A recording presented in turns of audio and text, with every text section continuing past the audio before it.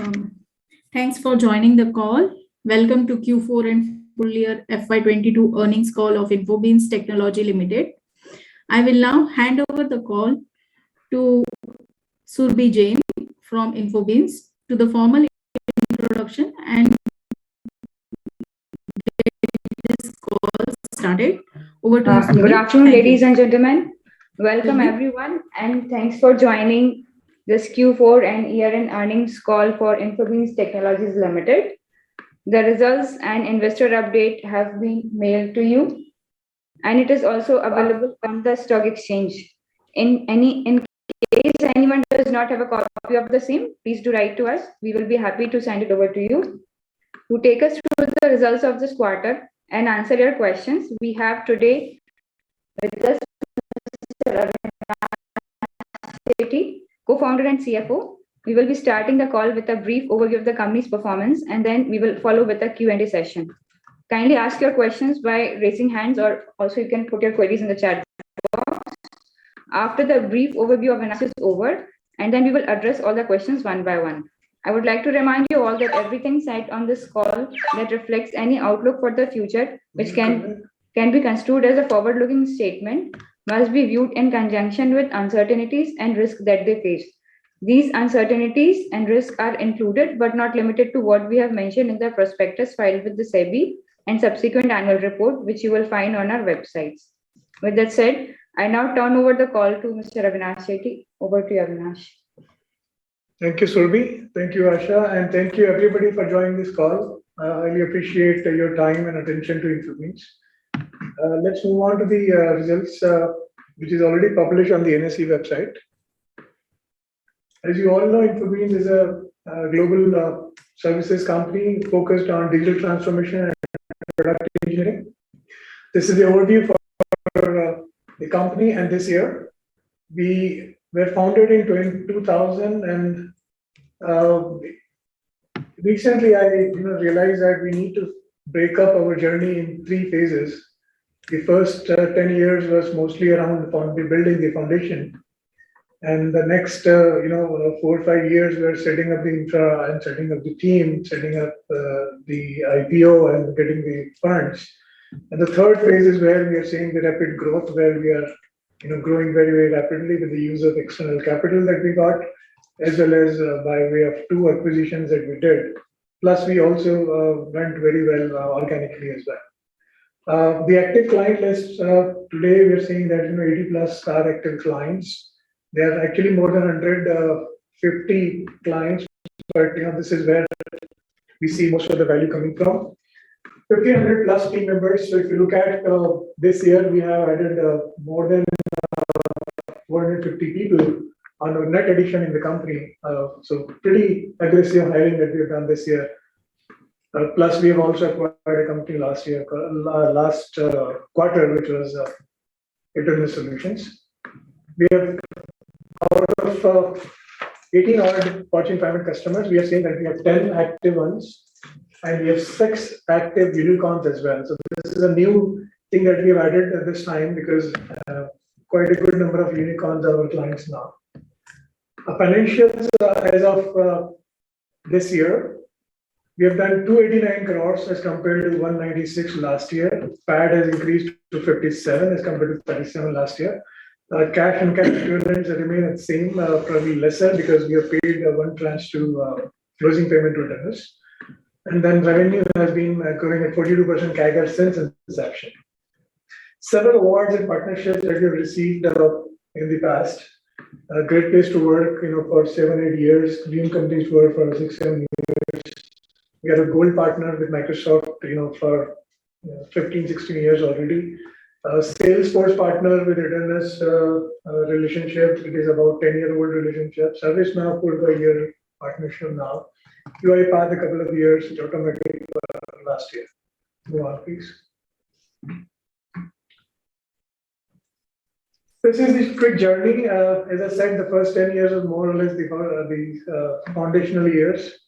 From 12 to 17, let's say, is more of a growth phase, or more of a frame, building the team and building the infrastructure phase, and then 2017 onwards, we are moving rapidly towards faster growth and aggressive, I would say both organic and non growth.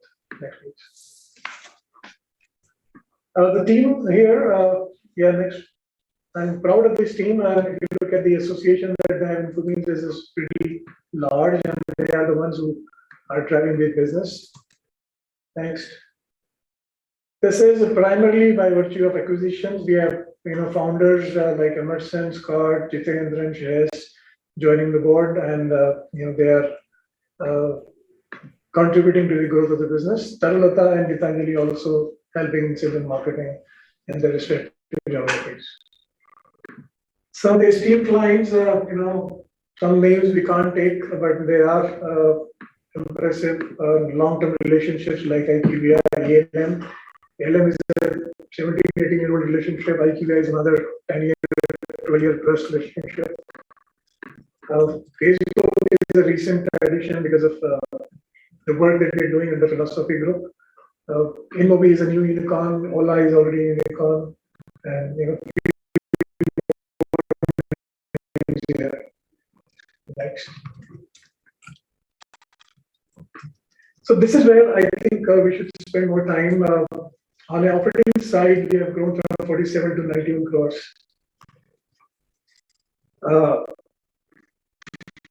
Just a second, yeah. And on the EBITDA side, from 13 to 29, the margin percentages have increased for both EBITDA and PBT and PAT. So the PAT numbers are from quarterly basis from 16 to 17 crores, a slight increase there on a yearly basis, and it is flat as compared to December to March quarter.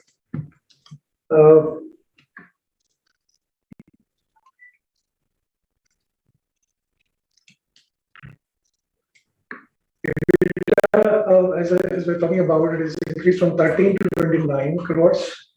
There's a significant jump of 120% in YOY and 27% Q on Q.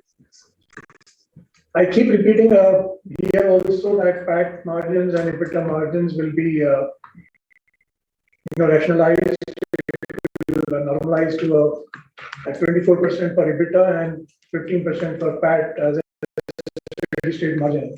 We're doing better right now, which means that we have a cushion for this year in terms of increasing costs and increase in salary expenses and travel expenses that are going to incur on this year. So we are more or less well prepared for this. So hoping to maximize the demand that we're seeing. Next, please. So the revenues increased to 95 crores. It is a 86% jump from YOY and about 28% jump from quarter to quarter. Same goes with EBITDA and PAT, significant jump YOY, and PAT is flattish as compared to what we did last quarter, mostly because there are year-end expenses that come up, like leave encashments, like some other performance bonuses, year-end bonuses that we have to pay towards the March quarter. And then EBITDA margins have been more or less there from what it was in the last quarter versus this quarter. Next, please. So yearly level, I think that's a significant jump in all the three matrices. 47% increase from 196 to 289. I think EBITDA was about 55 or so last year, so it is 85 now. And PAT was 37, which is 57 now. So 54% growth here and 57% EBITDA. Next, please. By the way, if you look at the Q US data,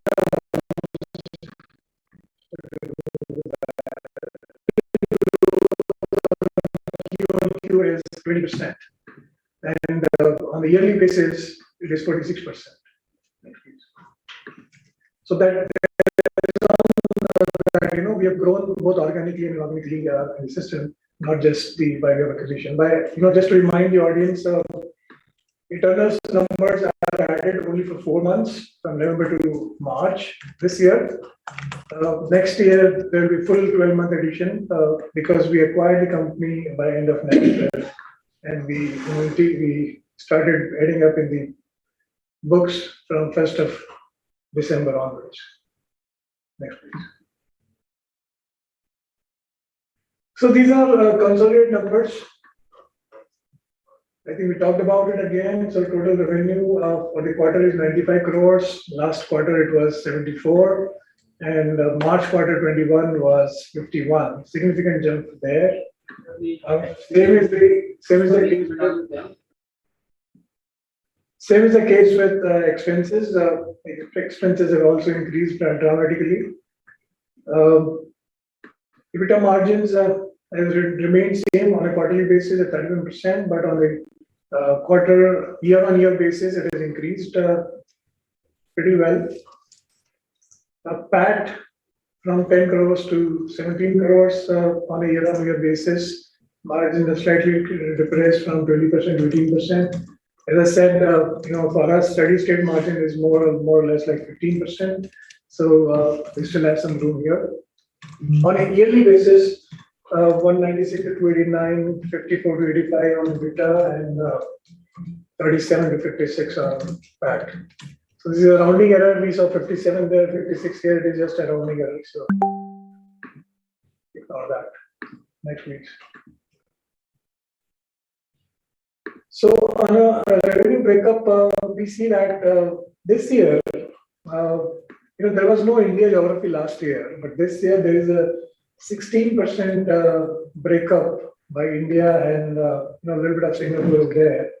But most of the revenue is coming from India as a new geography. UAE and Europe remains at 3 to 4% each, and 77% is coming from US, which is our primary market. Next, please. Next, please. So if you look at the segment-wise thing, we are doing, it should be the other way, right? Digital transformation and product engineering. Digital transformation is a higher percentage as compared to this is Q4 number only. Sorry, okay. So this is, okay, my bad. This is Q4. And for the quarter, we have done better in product engineering as compared to digital transformation. Infobeans has added, return has added 8% to the top line as compared to the total revenue for this year. Next, please.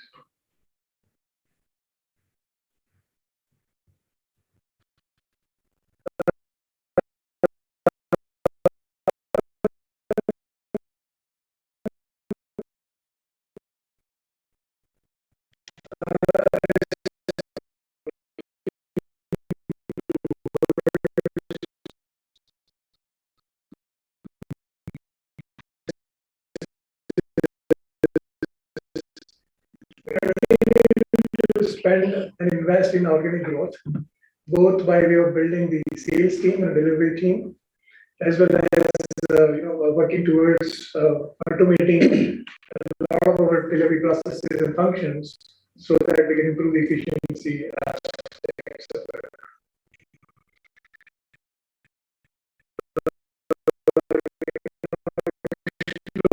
New set of technologies to see if we can use that as a new, add that as a new portfolio into our portfolio as a new website capabilities. We are also looking at inorganic growth continuously to enhance our capabilities. We have state-of-the-art infrastructure. The office that I'm talking about from is beautiful places that people love to work at. There is a lot of other facilities like cricket, net, pool table, table tennis, cafeteria, and so on and so on. But we have an open air garden as well, and an auditorium. We continue to invest in our people in terms of training and in terms of both cross training and training grounds up. for people. We are also registering our senior leadership in various courses from IIM or from global universities like Carnegie Mellon as well, through virtual learning programs. So we are investing our team so that they are more capable and they find value in working with Infobeans. Next, please. So this is a new addition to the set. A lot of investors gave us feedback that they want this and the other information in the deck that we are coming up with. So we added a few interesting slides here. One is how is the cash reserves growing for Infobeans in the last 10 years, from a small MIAC at 4.4 crores to a high of 107, and how we in these two instances where we have invested into two companies like Philosophy and Eternus. By the way, in 2018 we had a fundraise of 37 crores, so an IPO should also be figuring out here. On the net worth side, we have grown significantly from 9 crores almost to 232 crores in 2022. At a CAGR level, if you look at on a 10-year horizon, on a 5-year horizon, on a 3-year horizon, we are doing phenomenally well in each of those parameters. Next, please. Right. So here, if you look at the investment rationale, which is provided by our key our IR team, from 2010 onwards, we've been doubling ourselves every 3 years, and this predominantly, you can always say we grew at a lower base, but now here, even at a larger base post IPO, we've been growing and we've been doubling ourselves every 3 years. Even if you look at the chart right there, FY17 to FY20, FY18 to FY21, FY19 to FY22, we have doubled ourselves each of those years. And we believe that we can continue to do that moving forward, provided we continue to grow both organically and inorganically.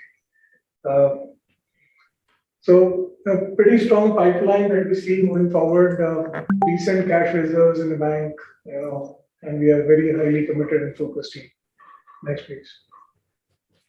Some of the business updates I wanted to give all our shareholders because we believe that our shareholder is also a stakeholder, and therefore they should be knowing about what we're doing as a business. So here is one of the most awaited event of the year, which is the leadership retreat. Because of the COVID, we couldn't do it in 20 and 21. So we did that in 22. The theme of the event was we regroup, realign, and recharge. And we had the entire, the picture that you're seeing here is the leadership team from all the three major locations, US, which is Philosophy Group, Pune, which is Eternus, and Infobeans Pune. And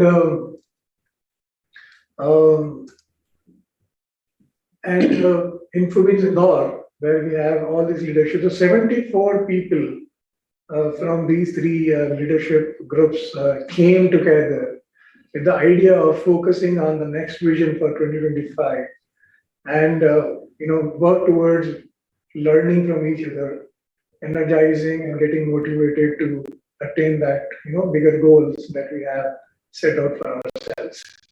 And it was a 2-day event in Bhopal where we did that, and really got benefited from what we as a team, we are reoriented, realigned, and recharged for the next big task ahead of us.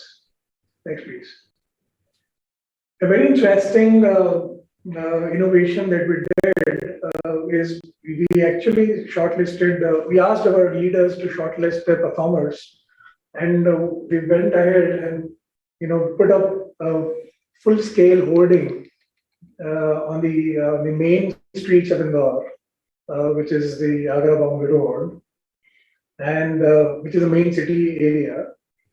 And we've been doing it for the last 2 months already. Every week, a new performer sets on the screen, and that person becomes a celebrity for a week in Indore. It has been very well taken by media as well. It got published in the Hindu, it got published in ET, and also in local newspaper, which is there in Bhaskar, both on the online and the offline version. It also got viral on LinkedIn, where each of these performers, they definitely spread the word. And at the same time, a lot of HR community took notice and appreciated us, right from NASCOM to any other bigger HR forums. People really appreciated this innovative idea of saying thank you to our performers. So I wanted to bring this up to our stakeholders as well, so that they know that we are very, very people friendly and company which is willing to go an extra mile to recognize our performance. Next, please.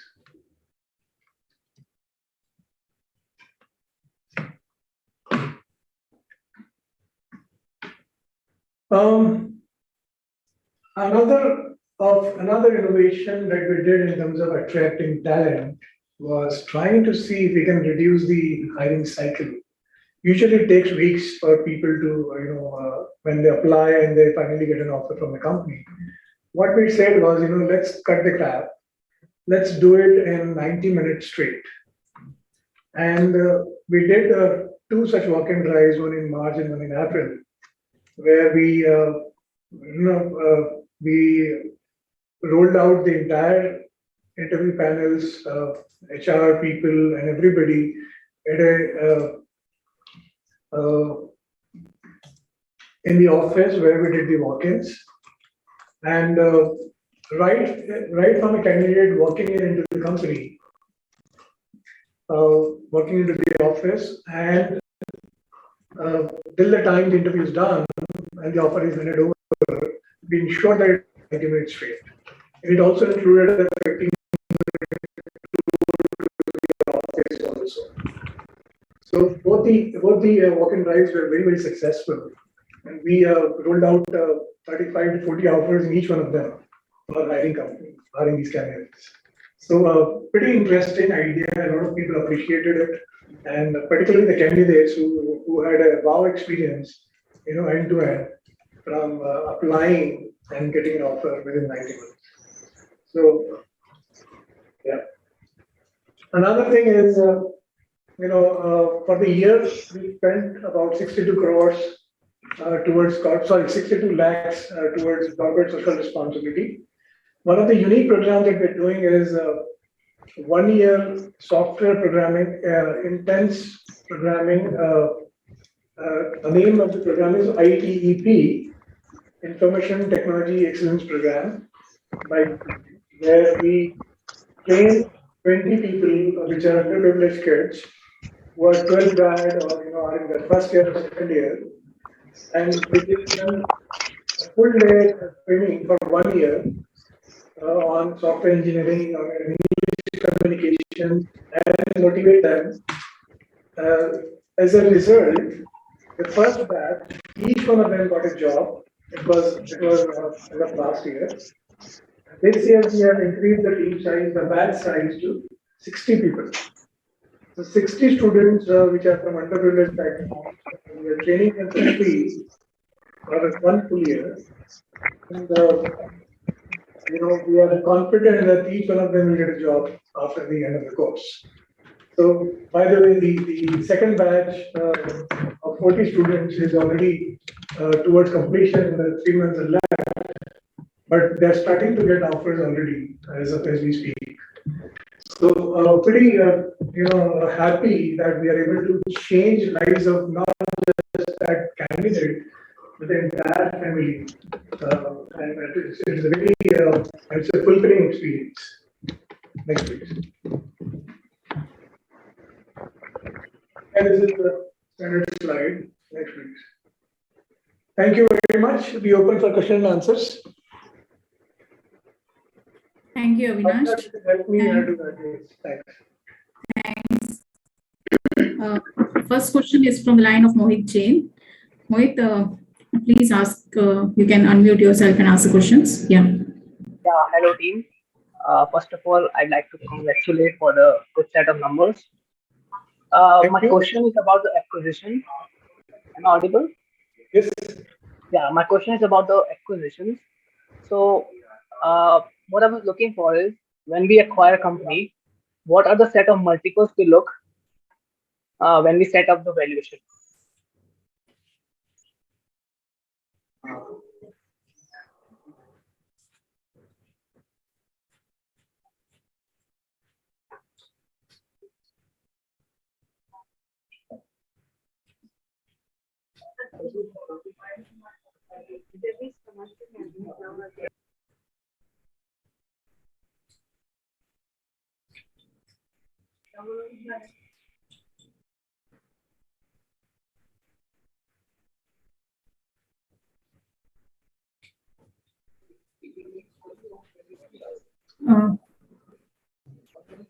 I think management's line is not audible. Surbi, your line is on mute. So, Yeah, because Mohit has asked questions, but we are not able to hear answer from Avinash.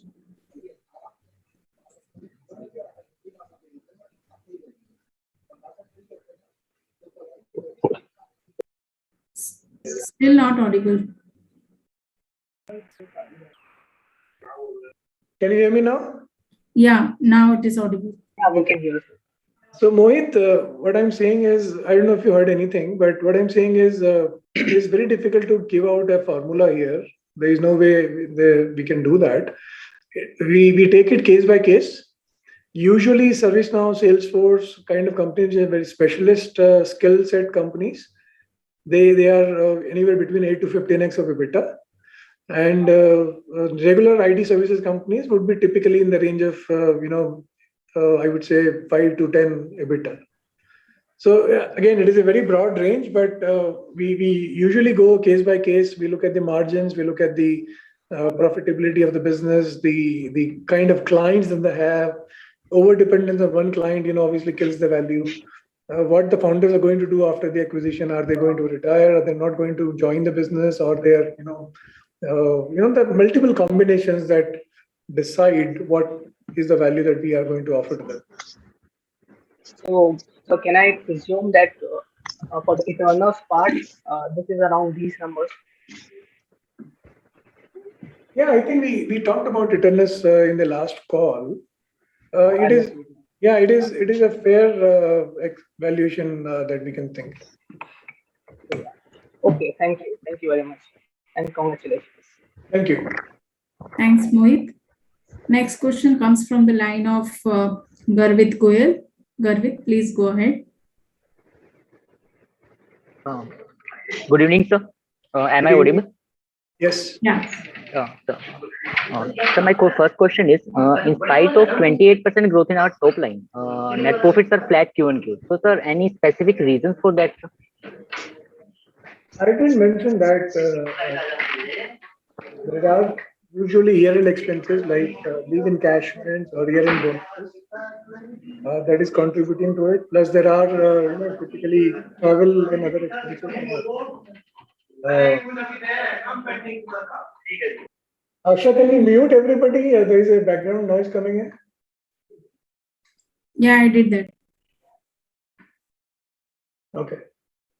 Next, please. Next question comes from the line of Devansh. Devansh, please go ahead. Hi, Vinash. Congratulations for a good set of numbers. Thank you, Devansh. Just wanted to understand actually your rationale for entering the Indian business and for starting to service Indian clients. What's been the rationale behind that? There was no active sales effort from our end. It happened to land in our lap, and we got our rates that we quote to our US customers. So we started working with those clients, and interestingly, that couple of those clients, they have grown very, very rapidly. So we made zero sales effort, to be very honest. Okay. And just to understand, could you please repeat your steady state net profit margin expectation? I missed it on the call for the net profit margins. Usually the EBITDA margin will be in the range of 24% and PAT margin will be in the range of 15%. Okay, thank you. Thanks. Thanks, Devansh. Next question comes from the line of Nagesh. Nagesh, please go ahead. Yeah. Hi, Avinash. Congratulations to you and team. Some outstanding job there. And I also missed the opportunity of meeting you in BKC. ENY had scheduled a meeting, but I couldn't, make it. But I'm glad to, hear you.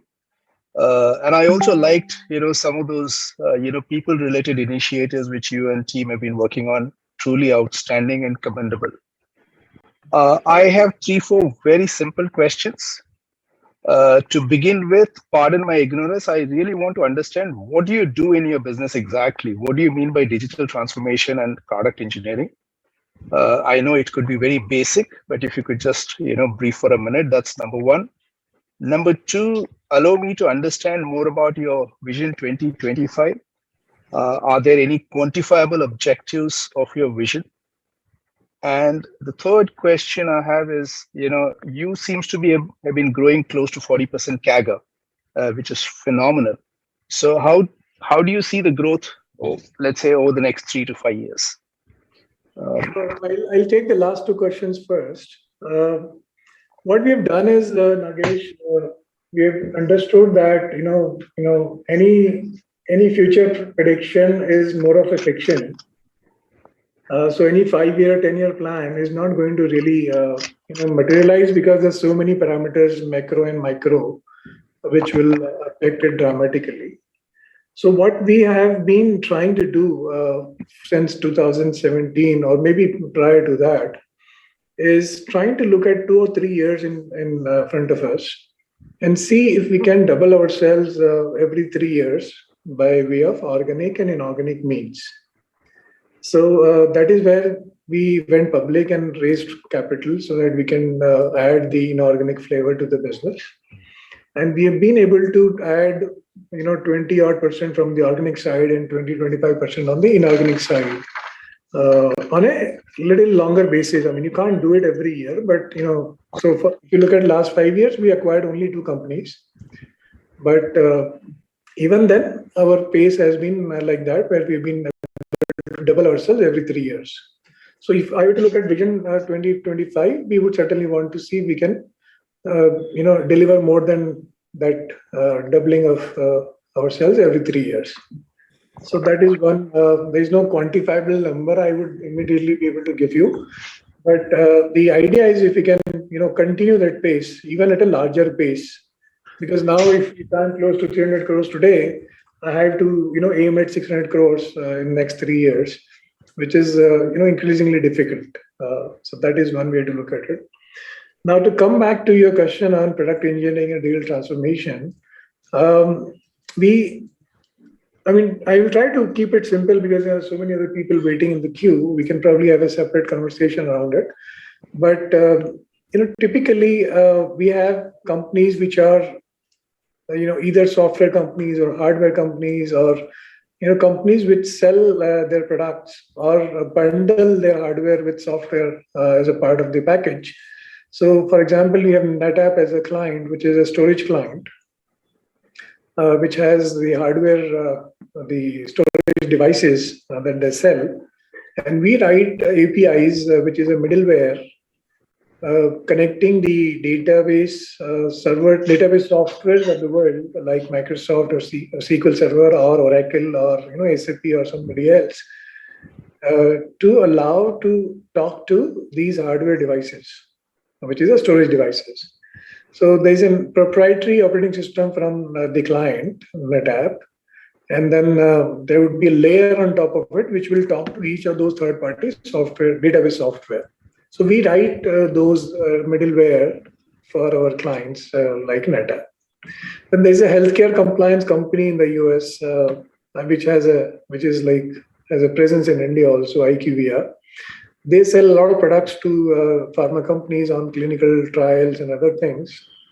and we help build those products for our client. They also, so it's a combined effort on building those products. They also have product engineering team. We also have a product engineering team, and we work together to build those software products for the pharma companies of the world. So this is the product engineering side. On the digital transformation side, again, on a layman language, it is trying to automate the existing process, which is either manual or digital, but it is a legacy. When I say digital, it is either manual or online, but it is legacy application. So, for example, one of the clients, which is ICC, which is which regulates the real estate and standards, building standards in the US.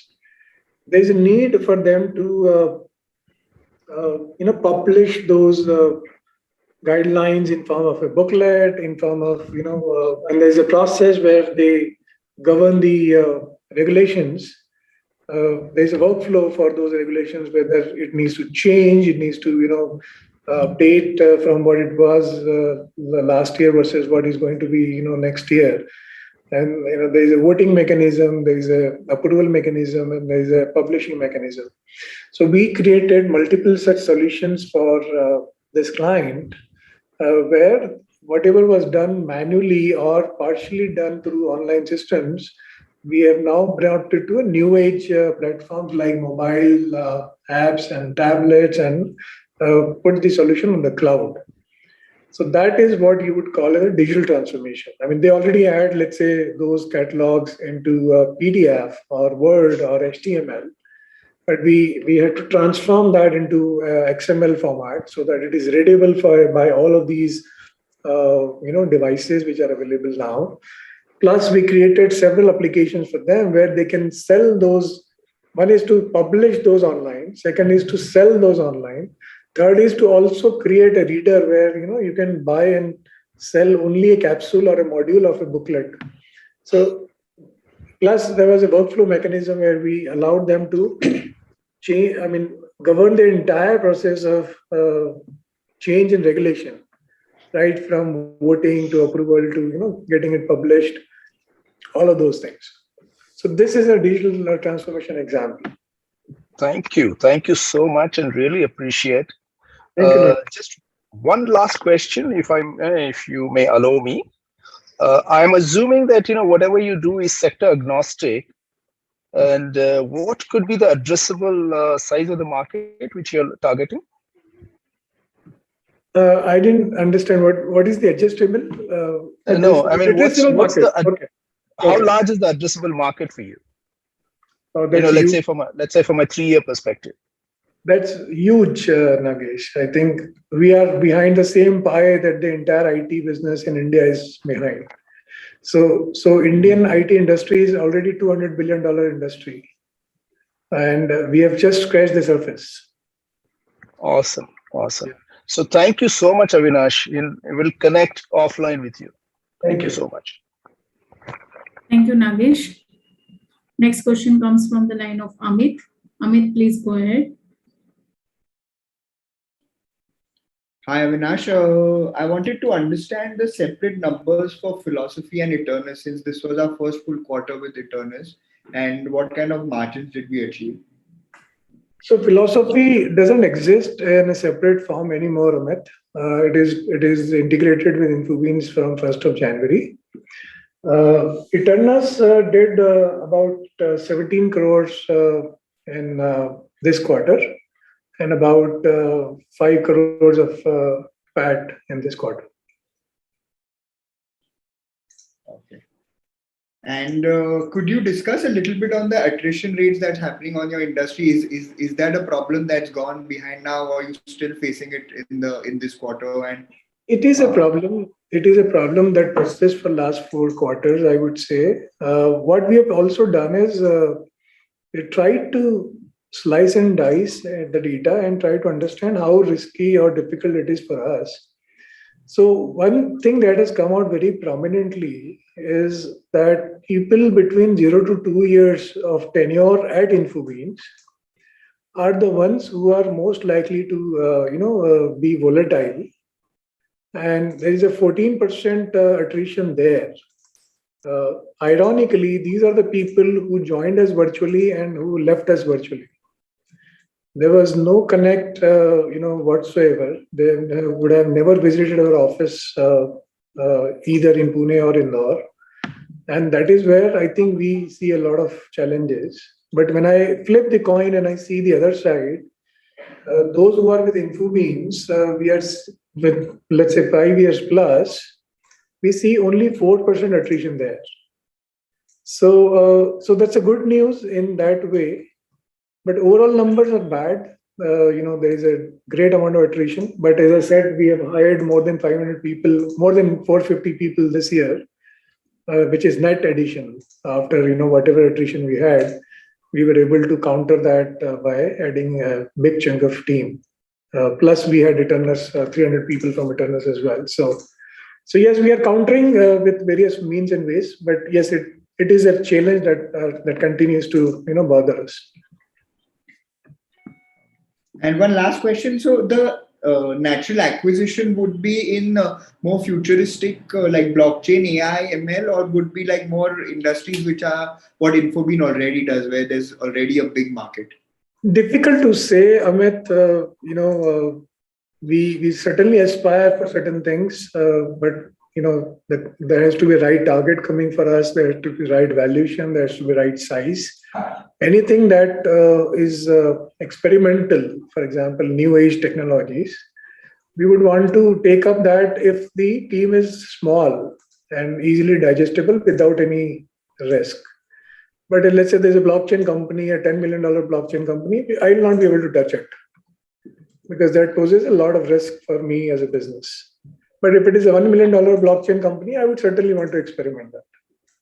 So I can't say that. We are looking at various opportunities across the I would say cross section, and whichever comes across as a right fit, we will jump on it.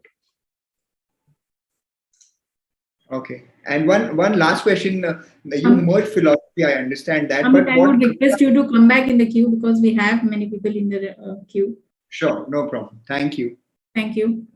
Next question comes from the line of Prabhu. Please go ahead. Hello. Yeah. पूरी इन्फोबीन teams को मेरी तरफ से जय Shri Ram sir. सबसे पहले जय Shri Ram sir, आपको बधाई हो. आपने पिछले साल में ईयर टू ईयर 50% का ग्रोथ दिया है रिवेन्यू में और प्रॉफिट आफ्टर टैक्स में 54% का. मुझे विश्वास है कि आप इस अगले साल में 410 करोड़ के आसपास तो बिना इनऑर्गेनिक ग्रोथ के आप लोग रिवेन्यू टच कर लेंगे. क्या अपन लोग 500 करोड़ का कोई टारगेट सेट किया सर नेक्स्ट ईयर के लिए? प्रभु जी, ये श्री राम जी की कृपा रहेगी तो सब हो जाएगा. कोई इनऑर्गेनिक ग्रोथ के लिए कोई टारगेट, कोई कंपनी टारगेट में या बातचीत चालू है? नहीं प्रभु, क्या होता है, ऐसा टारगेट सेट करेंगे ना तो कोई जबरदस्ती कंपनी लेने में आ जाएगी, राइट? क्योंकि वो टारगेट सेट कर दिया है, सबको बता दिया है, वो प्रेशर है, तो वो नहीं करना चाहते. आप सोचिए, हम आईपीओ लेके आए for the purpose of inorganic and organic growth, लेकिन हमने 2 साल तक नहीं एक्वायर करी कोई कंपनी क्योंकि हमको समझ नहीं आई कोई कंपनी. पर यदि टारगेट दे के रखेंगे तो वो मिसलीडिंग टारगेट है, क्योंकि उसके प्रेशर में काम नहीं कर सकते. अच्छी कंपनी होगी तो कर ले लेंगे और अच्छी नहीं होगी तो रुकेंगे जब तक नहीं मिलेंगी. क्योंकि सर अगले साल में आपका इंटरनल सॉल्यूशंस का कंप्लीट रेवेन्यू ये नेक्स्ट ईयर में रिफ्लेक्ट होगा, तो 410 करोड़ के आसपास तो आप बिना इनऑर्गेनिक ग्रोथ के पहुंच जाएंगे सर, राइट ना? मैं कुछ बोल नहीं सकता प्रभु जी, बट आपने अच्छा एनालिसिस किया हुआ हमारी कंपनी के ऊपर. Thank you very much for that. Sir मेरा दूसरा क्वेश्चन ये है कि पर्टिकुलर इन्फोबीन्स टेक्नोलॉजीज के जो प्रॉफिट आफ्टर टैक्स मार्जिन जो है, प्रॉफिट मार्जिन जो नेट प्रॉफिट मार्जिन, वो ईयर ऑन ईयर कम क्यों हो रहे हैं सर? क्योंकि वो गलत बढ़े हुए हैं सर. हम तो 15% ही चाहते हैं, हम तो ज्यादा चाहते ही नहीं सर. 15% क्यों? इसको आप थोड़ा एम ऊंचा रखिए ना सर. नहीं एम ऊंचा करने की बात नहीं है, जो रियलिस्टिक है वही बात करेंगे ना। अभी ट्रैवल के एक्सपेंसेस गायब हैं, कोविड में बहुत सारे एक्सपेंसेस बच गए, तो मार्जिन सुधर मतलब ज्यादा दिख रहा है। वो आर्टिफिशियली और not say artificially but it is not real.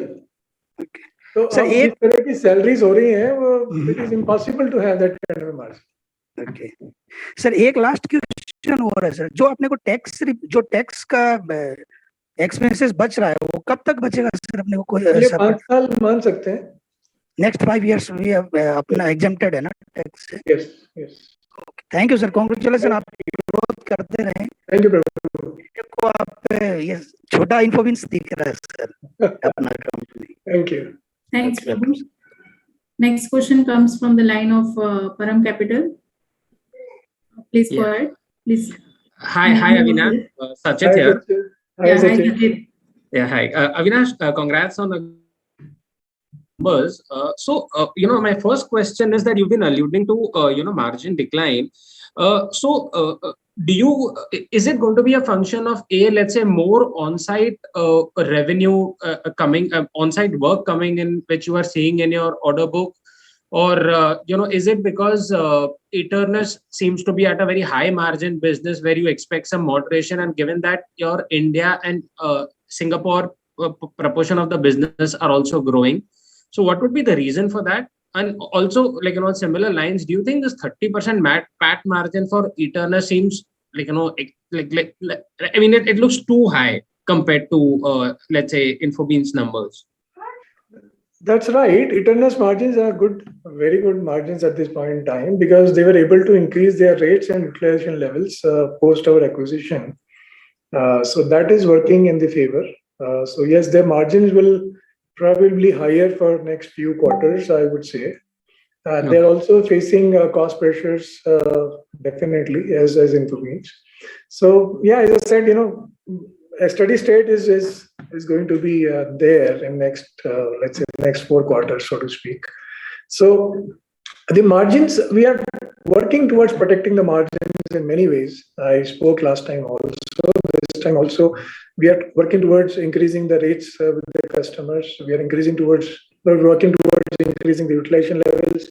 We're working towards cross training and skilling our people more, so that the same person can deliver more value. We are building the bottom of the pyramid so that we can again rationalize the cost structure. So all of these effects are going to show up in this year, but at the same time, I must also caution that the costs have dramatically increased, and there is a lot of impact that we're going to see this year also. So net, I'm confident that we'll be able to protect our margins at 15% kind of a level. But anything more than that is bonus. Yeah. Anything less, we will protect it very, very stringently, I would say. Yeah. Just on this, is there more on-site work also coming now when you talk to your clients compared to more offshoring earlier? I don't think so. I mean, on-site, again, it is a factor of project and work, but customers are happy doing it remotely, even in geographies which was not friendly to remote work, like Middle East and Germany. They are also open now for remote work. So I don't think on-site is a big demand at this point in time. Okay. My other question is on the balance sheet side. The other intangible assets come out to be 172 crores, and simultaneously there is a high depreciation also in this quarter. So I just wanted to understand what was the reason for this sharp jump in other intangible assets, and also have you done any goodwill amortization this quarter? So we are yes, there is a okay. Let me break it up into pieces. So there is a purchase price allocation that we did for Eternus, and there is for a software company, everything is intangible, more or less, minus the cash. So there is therefore a significant addition on the intangible side, which is to be paid from March 22 to March 25. Each year we have to pay a certain amount. So that is added up. Amortization has started for Philosophy, which got merged into Infobeans INC. So that is showing up. Depreciation got added up for Eternus also in this balance sheet, so it is also adding up. Anything else, Kunal, you want to add? This is just the intangibles of PCI and Eternus. Yeah. So all the acquisitions, bring in intangible assets, and there would be a small component of goodwill also that we have, carved out. But yes, we try to minimize the goodwill as much as we can. Okay, got it. Last question is, if you can tell us, just give us a qualitative color on how is the performance on philosophy. We know that you're looking at it as an integrated entity, but if there is anything that you can highlight about philosophy, that would be great. This would be my last question. It is doing very good, Sachit. Okay. But would they be like at a good margin as well? Like one is obviously revenue would have pulled back. They are giving good margins right now. Okay. But let me also warn you, they are also facing the same challenge of talent. Yeah. That's across. Yeah. Okay. Thanks. Those were my questions, and all the very best. Okay. Thank you, Sachit. Thanks, Sachit. Next question comes from the line of Adreya. Adreya, please go ahead. Hi, thank you for the opportunity. Hi, Avinash. So, could you just throw some light on the demand environment and the pipeline for the next year? So demand is very good, Atreya. There are customers who are actually waiting for our confirmation for starting a project, which is a bad situation to be in, because we have a demand of, at any point in time in the last 12 months, we were down or we were short of 300 people at any point in time. And that is a bad situation. I mean, despite hiring 450 plus people, we are still short of, a good chunk put together. So yes, there is a good demand moving forward. And I don't see any, I would see some sanity, some rationalization in demand as well in this year. But we are still, handful of work coming in from each of those relationships that we carry. So we are in a good state as far as demand goes. Talent, we are, obviously trying out new ideas, new things, and trying to build a team, in whatever possible ways we can. So yeah, it is continuing to, be a struggle moving forward. Sure, thank you. So I also noticed in the financials that in the cash flow statement there seems to be an income tax refund of around 26 crores.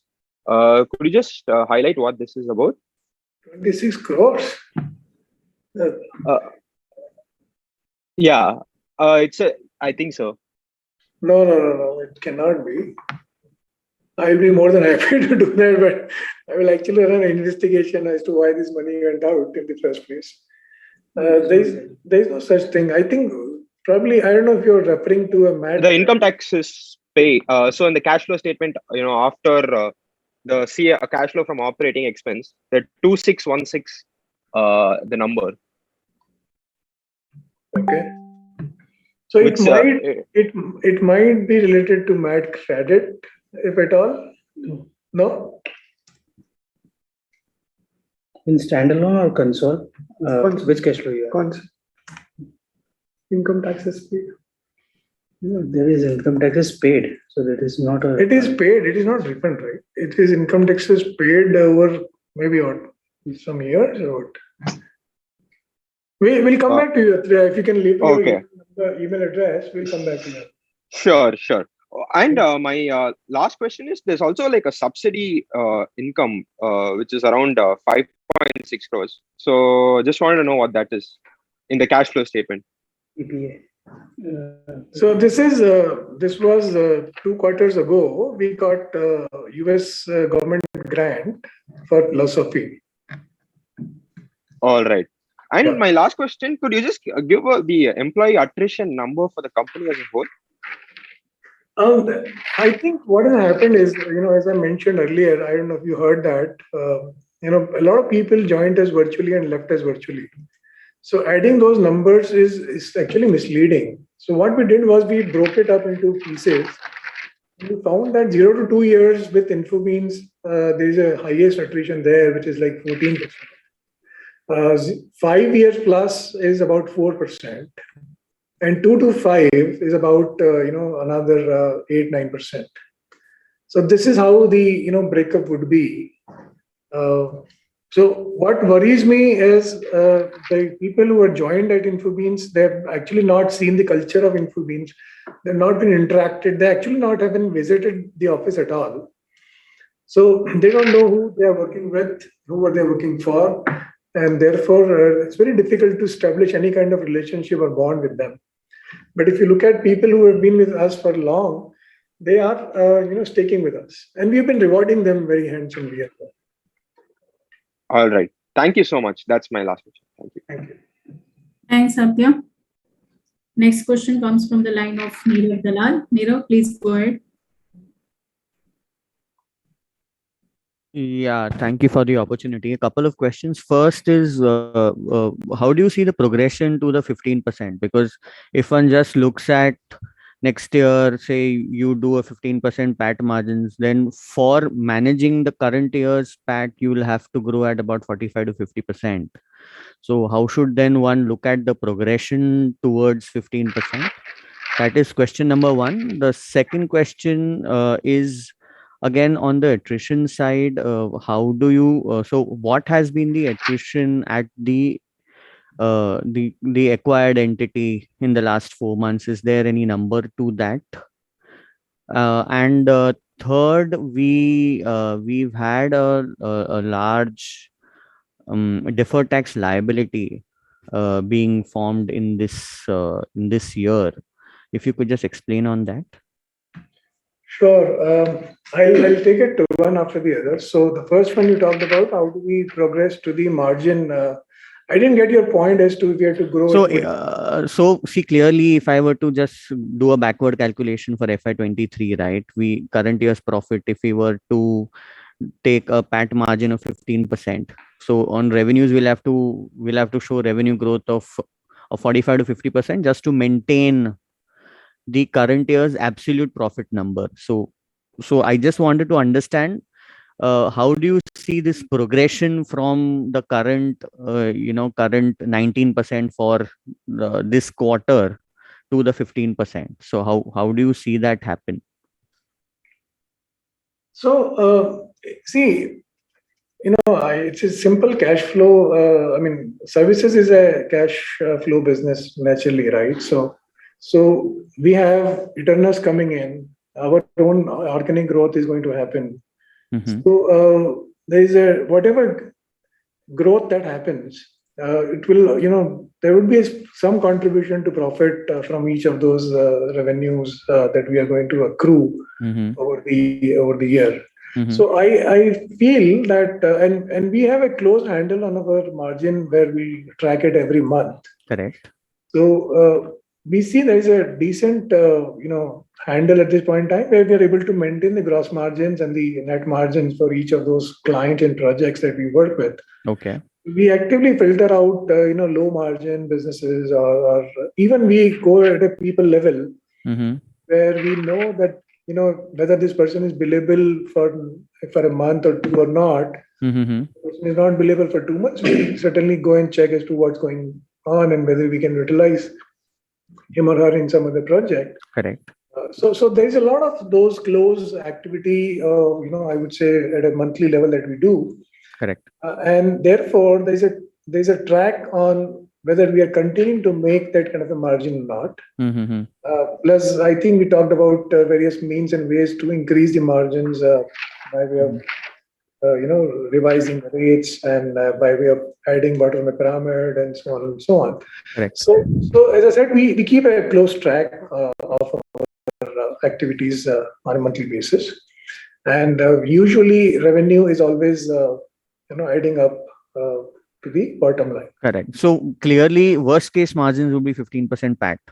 That's Would right. that be the right assumption? Okay, got that. Got that. And the second question you had was Eternus. Is there any number in terms of Eternus attrition? How has that been over the last 4 months? The integration. I think they're able to retain people fairly well. Okay. Better than us. Okay. Purely it is a size function. Okay. So that's fine. Okay. And Kunal, if you can help me with the third one. Yes, for deferred tax liability, it arises out of the timing differences arising due to the carrying value of assets in our balance sheet and the carrying value of assets in the tax base. No, but is there a liability? Is there an impact? No, that is not actually a liability. That is just the timing difference. Correct. So has it been created because of the acquisition, the intangibles that have been created? Yes, exactly. Okay. And just one last question. We've spoken about order visibility of about $40 million. So would we have a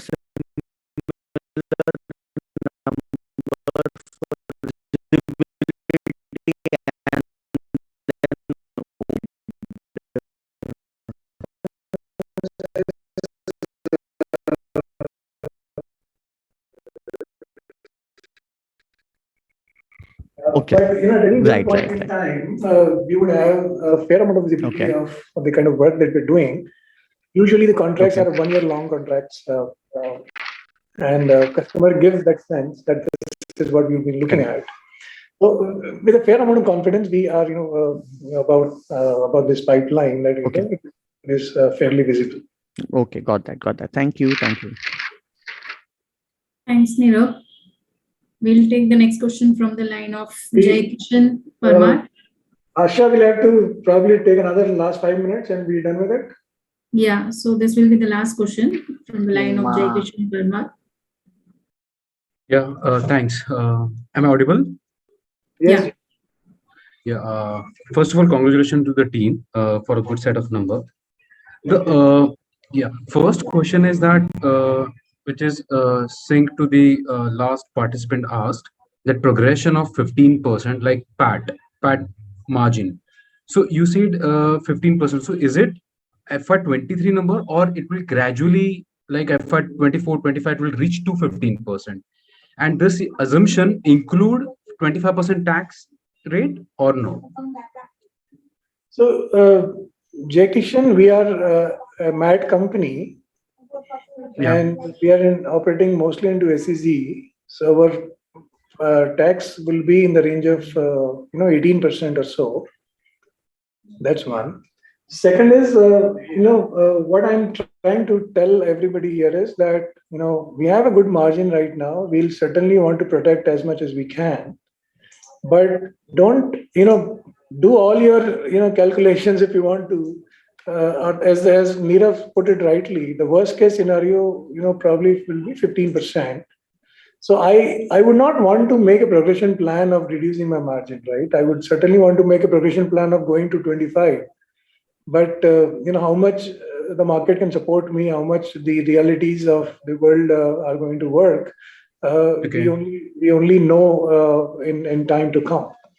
So I can do both the projections in front of me, but it is fiction. It is not reality. So the bottom line is we'll fight tooth and nail to protect 15%. But anything above that is bonus. Anything below, will not let it happen. Okay. As long as we can control the situation, right? Yes. Yeah, that's helpful. So, and what is the revenue for Eternus full year for FY22 and PAT? They did about 64 crores and about how much? 22, 23 crores. PAT. 18 levels. So I think they did about 17 odd crores impact. Okay. And one last question. Because Eternus is on 25% tax rate. Acha, okay. And one last question. What is the ESOP pool at the moment? I mean, what percentage of our share capital is ESOPs at the moment? It is 2.5%. 6 lakh shares to be precise. 2.5%. 6 lakh shares, 2.5%. Okay. Yes. Thank you. Thanks for clarification. Thank you. Thanks, Jayakishan. Thanks everyone for joining the call. This was the last question from participants. I will now hand over the call to Avinash for closing comments. Over to you, Avinash. Thank you, everybody, for your continued interest and for all the participants for being in this call and being actively asking questions. Appreciate your homework and appreciate your interest, continued interest in Infobeans. We look forward to meet all your expectations as much as we can.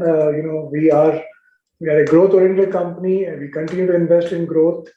And we would, look at both organic and inorganic means to continue on this journey. We are enjoying the journey for the last 22 years, and I'm sure we'll continue to enjoy in future as well. Whatever we did with the IPO money in last 5 years, we should be able to, repeat the same journey moving forward as well. So we are focused on generating value for all the stakeholders, including our shareholders. So thank you for your trust and confidence in us. Thank you very much. Thanks, everyone. Bye. Take care. Bye. Record.